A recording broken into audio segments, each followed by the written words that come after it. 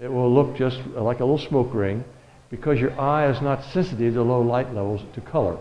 So the trick is don't look directly at it, look off to the side, and your eye is more sensitive, and you'll be able to see what looks like a little smoke ring. And it's a star about the size of our sun that exhausted all of its fuel supply. In the process, it then swells up to become a giant that blows off the outer layers and like a bubble. That's what you see here. It's mostly made up of hydrogen, some helium, oxygen, nitrogen. And what's left in the center here is a little bitty star. It's called a white dwarf. And it's made up of about 30 to sometimes as much as 50% of the original star, but there's no nuclear reaction going on, so it crushes down under gravity to about the size of our planet, the Earth. So a teaspoon of it weighs, you know, 1 million tons. And the star is very, very hot to start with. Doesn't make any heat, it's just hot to start with, and it cools off over a period of billions of years. Now they use these white dwarfs in order to help determine the age of the universe.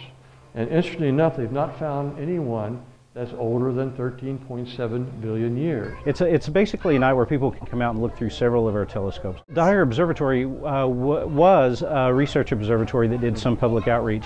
Things have changed now. The astronomers use the Hubble Space Telescope, Chandra, you know, the large telescopes around the world, so they really don't need a little telescope in Brentwood that you have to move around by hand. So now it's all public outreach mostly, and just it's a telescope that you can look through. Even though we're in the city, we can still see all sorts of incredible things. You know, it's part of our job and it's part of our obligation is to explain to people, you know, why it is that we do what we do and why it's important to learn about science and to study about, you know, the fundamental nature of the universe, which is, you know, I think it's very important, and I'm trying to convince everyone else that it's also important and it's worthy of their attention and also, you know, ultimately of their tax dollars, which are going to pay for, you know, great facilities like this.